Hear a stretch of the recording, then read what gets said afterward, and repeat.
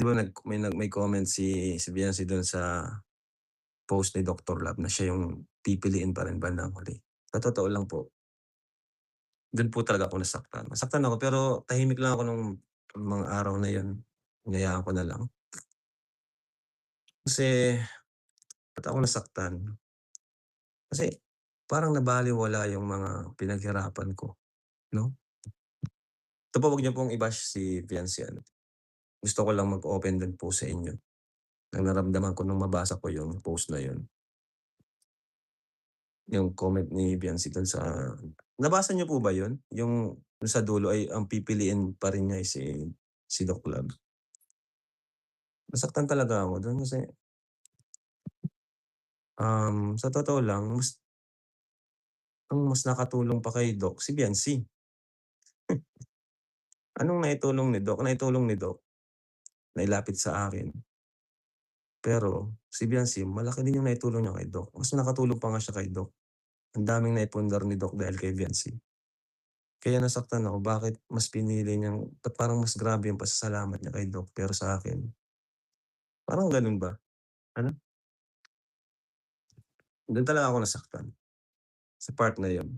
Okey na sana kung wala yung saka ang dami rin nag-comment, saka dahil din do'n sa comment na 'yun, muling nag-apoy. Kasi okey na yung vlog, eh, tapos na yung vlog, okey na, tapos na. Ang ganda na ng vlog, nabilib yung tao kay Viancy. Pero dahil sa comment na 'yun, ayan, nabutasan na naman tuloy sila, nabutasan na naman sila kasi bakit ka naman mako-comment ng gano'n na parang, ay,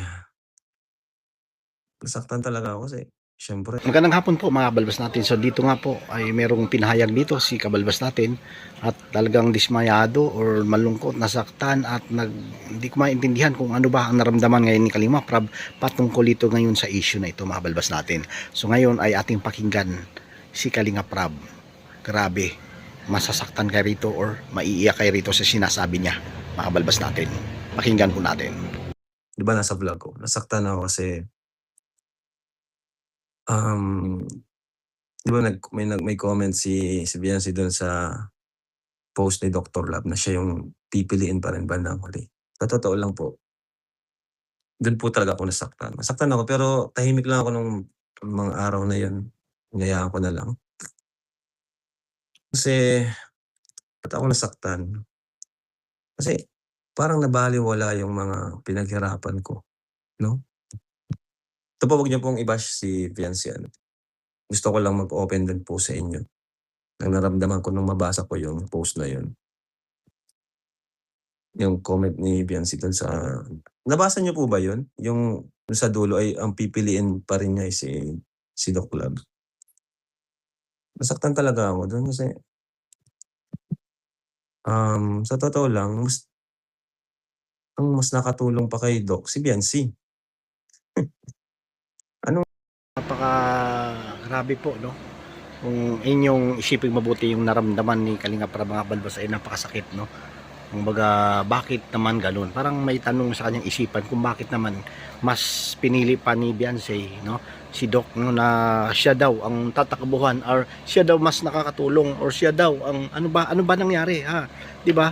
Kaya kung halimbawa sa ganito pala ay narinig ni Kalinga Prab ay para bang, no, pasan-pasan niya yung buong mundo na siya na ngayon tumulong tapos yung sinasabi nila na si Doc daw, Dr. Love ang una na tinatakbuhan or halimbawa pag may mga problema, no, dahil nga sa kapitbahay lang sila pero hindi na inisip kung sino nga ba ang nagsimula ng lahat, no. So pakinggan pa natin mga balbas natin.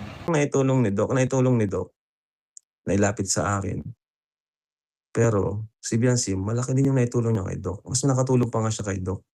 Ang daming naipundar ni Doc dahil kay Viancy. Kaya nasaktan ako, bakit mas pinili niyang ba't parang mas grabe yung pasasalamat niya kay Doc, pero sa akin, parang gano'n ba? Ano, do'n talaga ako nasaktan, sa part na 'yun.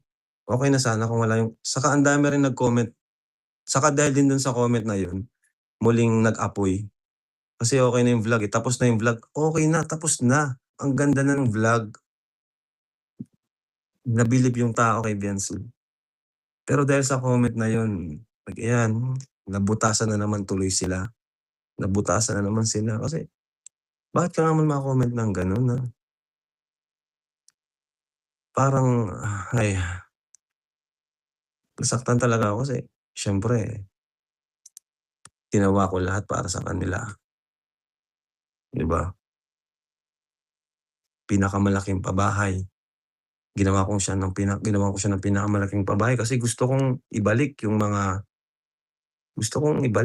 siyempre ako naman nagvi-views naman tayo, 'di ba? Nagkakaroon tayo ng views, may mga nag-sponsor naman, gusto kong ibalik yun na, "Sige palakihin natin yung bahay mo kasi yung kinikita naman din natin sa pagba-vlog gusto ko ano yun, makita nila yun na binibigay ko sa'yo." 'Di ba? Inano ko kay Eds para kasi that time wala talaga, walang ano, halos siya ata yung mahina yung views ano, mahina yung views sa mga Kalingap Angels. Ang pinakasikat nun si Dara, Carla, si ano. Pero guys, wag niyong i-bash po si Biancy. Gusto ko lang maglabas ng saloobin. Tapos yun, nabasa ko yung comment na yun. After all ng mga ano, effort ko, akala kasi siguro ang dali lang nung ginawa ko na pagpapasikat. Si Edo nga, kung tutuusin ano pa yun, nagdadalawang isip pa yun kasi siyempre katatapos lang nung kay Erica ba yun, tama? Pero dahil sa respeto sa'kin ni Eds, dahil sa ano, wala siyang pakialam kung ma-bash man siya, kung anong sabihin sa kanya ng tao, dahil sa kagustuhan niyang tulungan ako, pumayag siya na, "Sige insan, tandem, kahit tandem, love team." Tapos yun, hanggang sa nag-work, naging successful. Kasi nga that time wala talaga, walang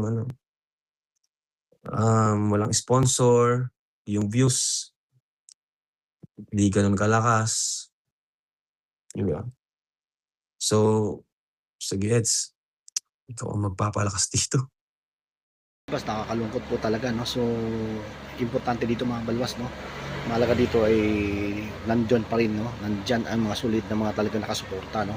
Kahit ano pa man ang mangyari, ano pa man ang nangyari sa sitwasyon ngayon sa Kalingap community ay patuloy pa rin nakasuporta yung iba, no?